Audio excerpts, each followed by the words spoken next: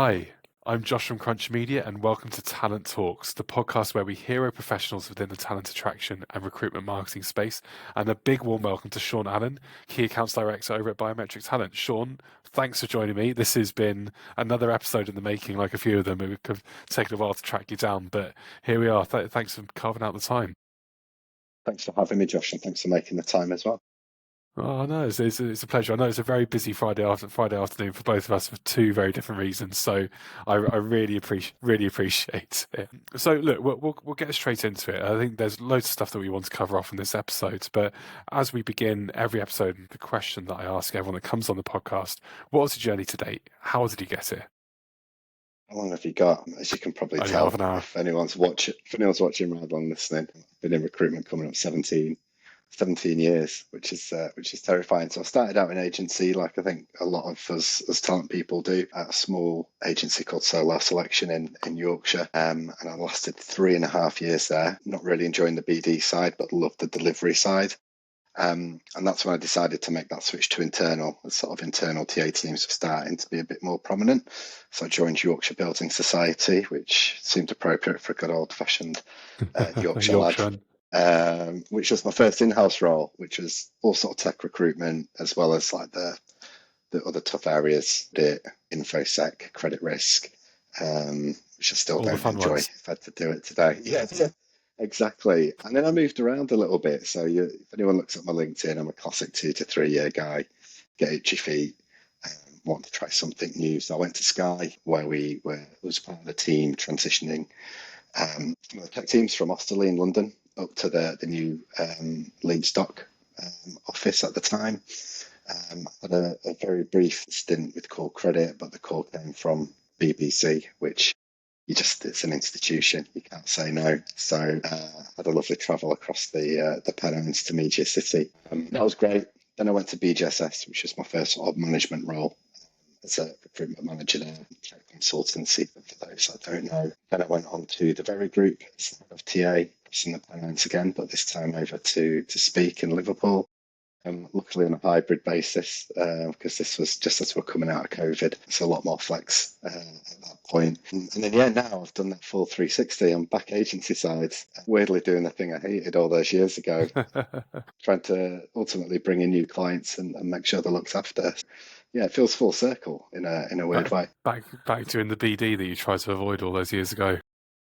The BD, I probably still am terrible at it, but was definitely terrible at it before. At least I know a few more people nowadays, Josh, so it helps. Oh, that helps. 17 years of recruitment will do that. And am I right in thinking you were doing relocation from Poland when Brexit landed as well? Is it, have I got that right? You were at a meeting when they announced Brexit was happening as you're trying to persuade people to come to the UK. Yeah, so when I was at Sky, we were there's about 20 of us, DevOps conference for 6 days in Krakow, and we're hiring part of the conference, but then trying to get people interested who wanted to move to London or Leeds and join our tech teams. And did get a few questions of, oh, what happens if Brexit? And honestly, all of us were so confident it wouldn't happen. And then we all woke up hungover one day after a nice night out, and we're like, "Did you see the news?" And it's like, "Yep." What we're going to do? Just I don't know. Tell them to come while you can. I don't know. We had like sort of no expectation that would have happened. So yes, that was an interesting turn of events. Imagine. We And did make can a you just couple of say, hires though, well, fair enough. It must so have we worked did all somehow. right. The urgency. Can you tell us a little bit as well about a bit of a side project you've got going on? You're one of the co-founders of the talent community. Can you talk to us a little bit about that? Because community is such a huge part of talent attraction and recruitment. You see all these different events and kind of industry pieces going on. Tell us about TTC. Yeah, so the Talent Community is 2 years old now. So there's five of us as co-founders: Yasser Ahmad, Steve Jacobs, Charlene Simpson, and James Goddard. Ultimately, where it stemmed from, we've all been part of communities for a long time, and there's loads of great communities out there. So I'll give some shout outs to some of the great ones in this for if people want to check them out. But a lot were always focused on just in-house recruiters or just agency recruiters, and we all talk about leveling up recruitment and bridging that divide a little bit. So we took the punt of creating a community for all types of recruiters, with your RPO and embedded recruitment agency or internal. And it's worked really well. We've got over, I think, 3,300 Slack members. Within 2 years, over 12,000 people follow us on LinkedIn. We've run multiple events this year. We've got over 50 vendor partners within the HR and RegTech space that offer our community discounts on their products and services. So yeah, it's grown a lot quicker than we thought it would. But just some great, especially in the last 2 years, the market's been just really great peer-to-peer support and Mm. helping people out, job sharing. Just quite simple things sometimes that are the most impactful as well. I think people are hungry for it as well, especially within this industry. Everyone wants to learn off each other. Kind of conversations that I've had with other recruiters and talent attraction specialists, it's one of those industries where everyone's happy to share the challenges that they're facing. So everyone's having quite similar challenges, and it's not like you're trying to create your differentiating sales model where kind of you share your innermost secrets. You're kind of going to unleash the beast and going to lose everything all at once. It's very much about helping each other out, and especially the more and more kind of open to work, green banners that you see on LinkedIn. It feels like it's really offering people that space and that community to try and share roles and just wider thought leadership with each other. Yeah, and that's the thing. I've always been part of lots of communities. I was fortunate enough before I made the decision to come back agency. And for the last few years, I was in the RL 100 core group. It's amazing for those sort of heads up and directors of TA to get involved in that. The guys and girls at T-Rec do an amazing job. Obviously, they run RecFest as well, which is, as we know, the event. I don't know what I'm going to do next year. Now I'm agency side. Just go You offline can or go still on go, it's holiday. fine. Get Jamie and Bobby to sneak me in. But then you've got the TA exec social meetups that Dion runs. You've got the IHR events. So there's so many great communities out there, and that's the thing. If you get involved in them, there's always different people and different things you'll learn. So it's TTC's going great. Oh, I love it. And kind of look, you're thoroughly embedded within the talent community. What's been the driving desire all the way through working with talent attraction, working in the recruitment? What's kind of kept you going over those 17 years? There's a couple of things. I'm quite candid in these. There was always that point where do I try and do a career change and pivot? But whenever that moment I might have felt like I was ready for, another opportunity came along that enticed me. And I'm realistic. I really enjoy what I do. I love it. And I think that's why I'm enjoying this role, because it's just relationships and talking, right? But there are bits when you do think about, do I fancy doing something else? Because what Josh is doing looks Mm. really fun and you want to learn and find out more about it. But it's that bit where, I don't know, you hit salary levels or experience things and go, got a mortgage to pay. So I'm going to stick to it. I think because I do get a bit restless as soon as things get a bit BAU, I do get bored, and I've almost probably in the past treated a lot of roles almost like projects, going to deliver a certain thing. So Sky's a great example of, 500 hires in 2 years as a small team. And so once you're done, what's next? You want that Yeah. next challenge where you're learning something new, something different. Otherwise, I did get to that point where should I be a product owner or cross-trained to be a business analyst or something? Because you just want to keep your mind learning. Yeah, that's probably what's kept me going. Well, the career change is probably quite topical because that's what I've already brought you on to talk about, and kind of, you've ended up specialising or kind of really specialising in projects that focus on alternative routes to talent attraction and kind of looking at career changes and kind of whether you're looking at your experience at BBC, Sky, Very, I think also BJSS, and you want to give a shout out to Joe as well, who's one of the previous episodes. Can you take us through kind of what the approach has been and how you've really looked at the talent attraction market in those areas? Yeah, I think for anyone listening, I've always done tech recruitment first and foremost, but I think a lot of what we'll discuss is applicable to other areas and other challenges.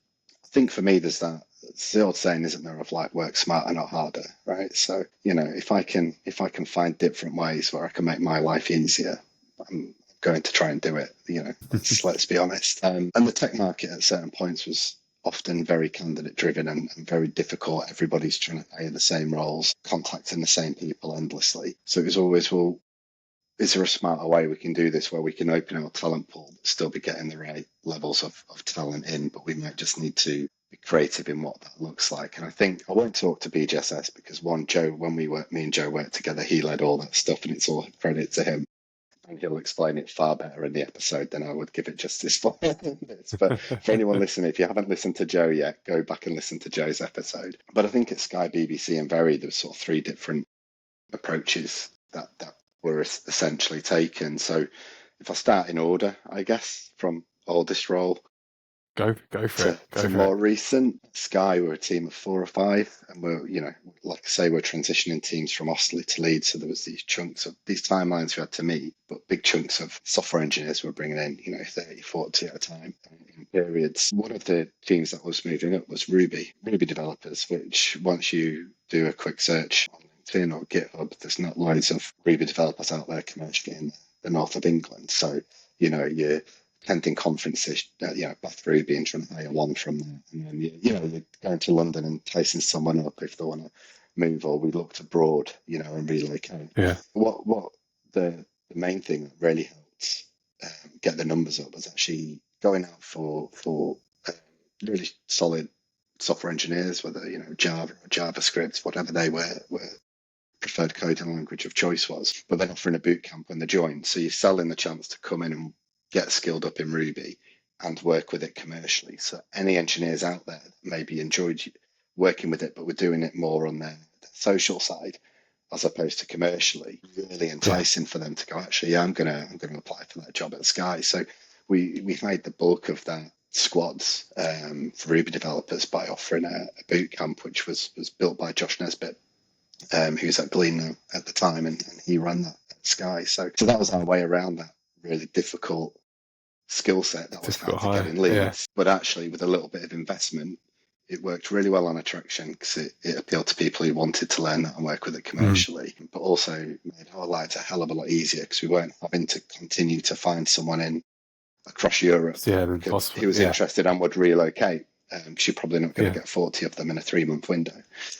So that was sort of way that we tackled that problem. How did you advertise that in job descriptions? How did you explain kind of that transition to them?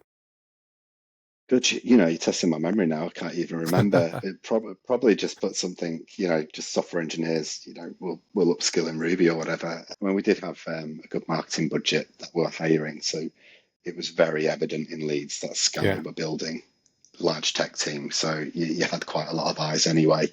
But then you just start networking, don't you? Bring people in, referrals, events.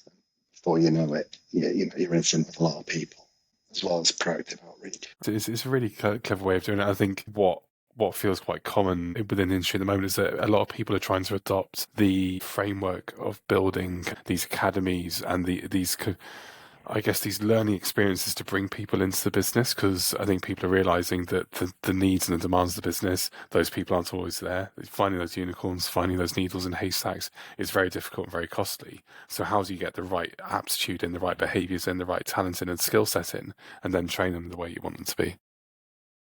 Yeah, I mean, you look at Bet365, for example, in Stoke and Manchester, they do a lot with Golang. I don't think they run boot camps, I think, and I might be wrong on this. Chris Piercy or Dan Myatt would be the people to speak to, but pretty sure they give the training on the job, but upskill software engineers into Golang, and you're learning it as you're working in those squads. So again, where you're using something which you're not going to find hundreds of people with commercial experience in your local market, there are ways, just that little bit of investment. It's a good way to do it. Clever. So tell us about the other two then. How have those come to life? Yeah, so BBC, I guess I'll go with sort of on that journey. So working with a chap called Mark Sidebotham, still mates now, a really good guy, and we had just had 40, 50 open software engineer roles that we had to hire in Media City for 7 different product teams. But what was really interesting with the BBC was, because it's got such a name, you either want to work there or you don't. You're either anti-BBC or you're like, it's an institution. So you get really high applications, but actually you still lose people in a really competitive market through that process. So what we were trying to find was, well, we couldn't compete at the time on salary with like an Auto Trader or a Lad Bible or a Sainsbury's or whoever it is.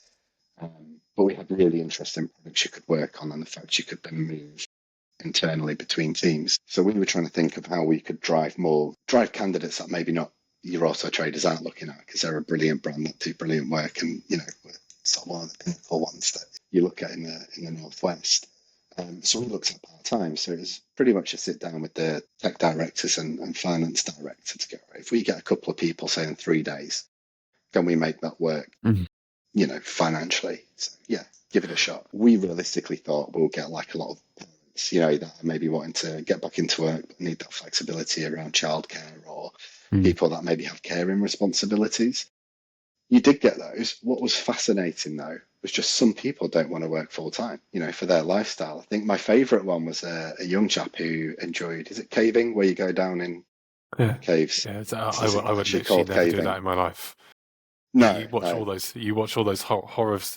We're going to go completely off topic, but you see all those horror videos and pictures online of the spaces they go through. Yeah, I'm sure it's. Yeah, I've seen I'm sure it's 24 hours. caving. I've seen is it 24 hours or whatever it is when he gets his 27 hours. arms Is that the stuck? one where he has to? Yeah, 27 hours. yeah, Yeah, yeah. exactly. That's Not the for one. me.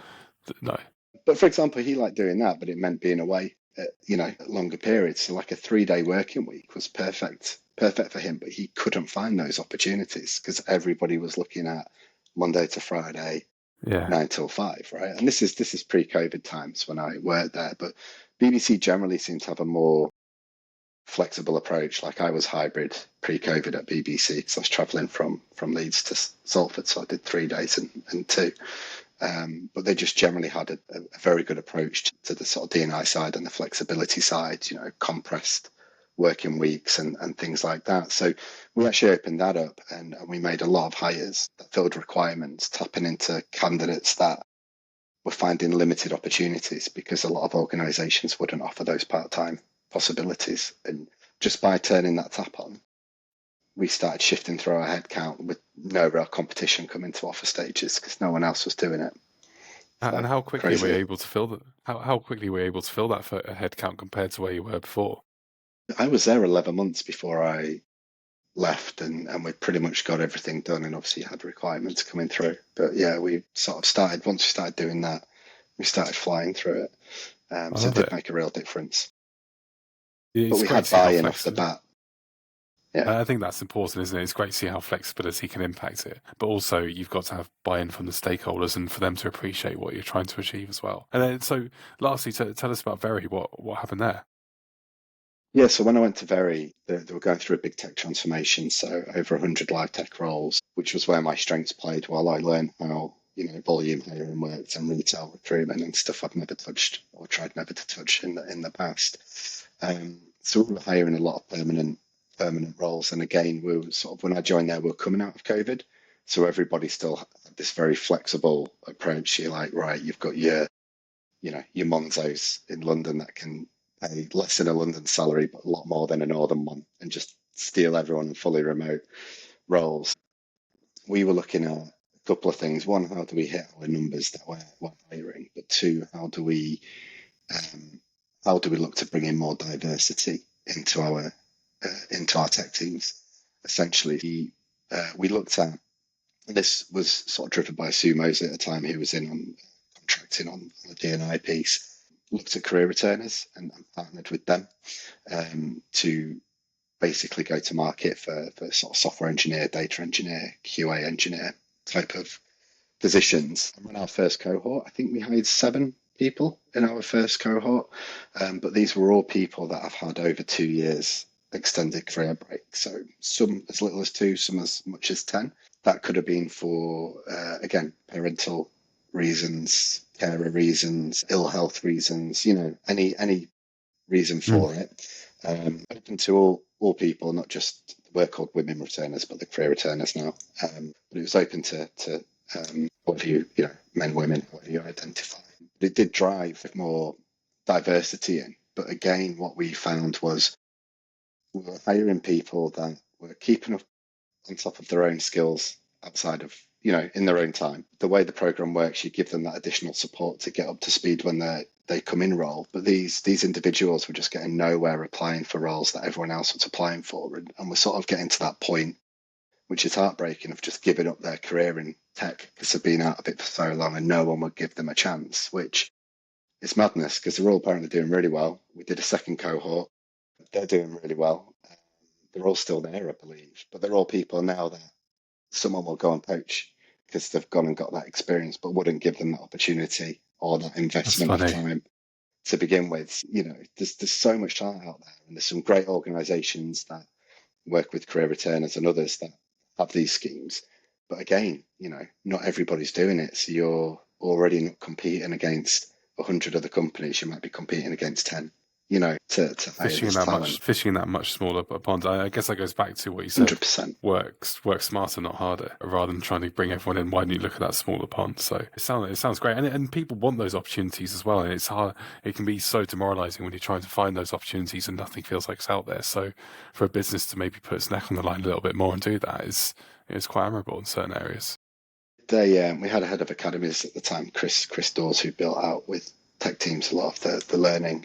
At the time, we're partnering with Like a Job and we're doing a podcast, and we had Chris, and we thought, we'll ask the career returners who joined in the first cohort, does anybody want to record, join Chris on this podcast? Every single one put their hand up for it, and I was like, I can only have one of you, but I will get you all involved in other employee branding initiatives, hands down. But once that podcast released, as we were going live to advertise our second cohort, and somebody applied, and it was actually successful off the back of hearing that podcast and the journey that one individual had been on. So there's a lot of power in their experience and sharing that to people in similar situations as well, rather than hearing very generic, I'm Sean and I'm a software engineer and this is what I work on kind of thing. It was obviously a lot more moving to people in that same position. It goes to show that you can't fabricate the employer brand either. If you've got authenticity and you've got someone that's willing to speak that from the heart, that's a huge attraction piece, because people buy into people, don't they? And they'll see that and go, I want to be part of that. Yeah, it works. It's a couple of successful cohorts, but even when I joined my current role, I got a message off one of them just saying good luck, and you keep in touch with people because you just build up a really nice relationship. So it's great to see them doing so well. It's nice. It's a really innovative way of looking at talent attraction and kind of how to find alternative candidates in that space. And I'm going to ask a question, but I feel like you've probably already answered it.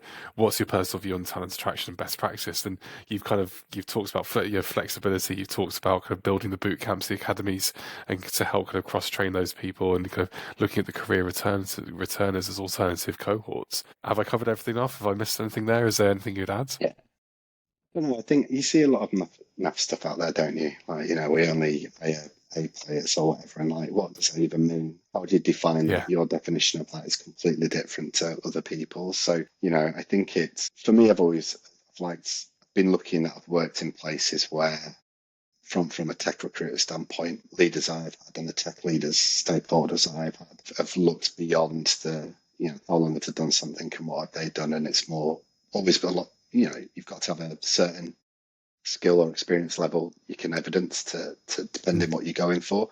But looking a lot around the aptitude and what that sort of culture add and what people bring and truly create in those sort of collaborative but open challenge sort of environments where people are all leveling up. And then I think when you've had those environments, you can get more creative with how you challenge, how you attract and what you look for in the candidates that you're bringing into the business. And, we don't have to keep doing things the exact same way that we've always done it. You can look at things a bit differently.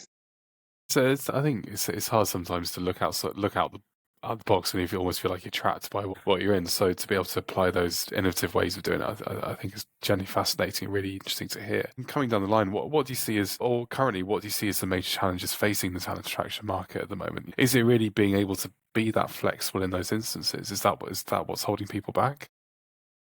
I think it's a number of different things, isn't it? I think when Brexit happened, a lot of companies that were very most companies were very 5 days on site, 9 till 5, no flexibility around that. Different now. I think we're still seeing how companies are settling, right? So some companies want to be back fully on site and, maybe have big offices to pay for as well. You've got others that are finding what hybrid means to them and how that works, and others that are enjoying remote and do it really well. So I think as individuals, we're sort of settling on what we want out of our careers, much more beyond next role money. I think a lot of us, or I certainly am, not putting a lot more on what's my work-life balance look like and my enjoyment levels look like before I look at what the salary is. And I want to know I'm going to enjoy it. In tech, don't know what it's going to look like. I mean, a few conversations I had recently, a lot of people are seeing their tech teams being moved to lower cost European countries. So I'd be interested to see what the tech industry looks like over the next year or two in the UK. But I think as organisations, there definitely seems to be an appreciation for flexibility as they're trying to settle with, I guess, with what works for them as an organisation. Yeah, if it does feel very varied out of the market. You can talk to people. I think tech is a constant conversation, maybe done to death slightly, but it is a really 100%. hot topic. It's still quite a hot topic, but finding consistency is difficult. You look at some pure tech businesses, and they are being completely stripped back for next rounds of investment. So those talent attraction teams, everyone's being brought all the way back, kind of almost a bit of bare bones for kind of the next rounds. Whereas like some are really growing and kind of elevating. So it's interesting to hear what you're saying about kind of tech teams being shifted out as well. So kind of the next 3 to 4 years, I think it's hard to predict. I ask everyone the question to kind of get that line of sight, and then kind of everyone. Some people have gone. I'm sure about this, and other people have gone. You know what? Yo-yo, but I think I'm just pessimistic now because at one moment I'm like 2025 is going to be the year and it's going to bounce back and just be not like bounce back like it did that ridiculous over spike, but just get back to what normal was, like almost pre-COVID year, like what was just a good market. Like there was movement, everyone was happy, there was no extremes. We just seemed to yo-yo. But I mean, TA teams have been really impacted in the last 18 months, 2 years. Hope that there's maybe more growth now. We've had budget and different things come out. US election's been done.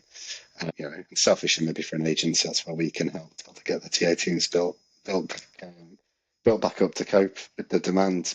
Yeah, we'll see. We'll see what 2025 has in store. If we've all got there's that one article that does the round. I think there's a blind woman out in Russia somewhere that's made 24 predictions, and it's always basically doomsday. Oh, I've seen that. As Yeah. long as long as we avoid anything like that, we'll be all right. I think. Look, just to wrap us up as we come close to the end of our time together. That sounds quite doom and gloom as well.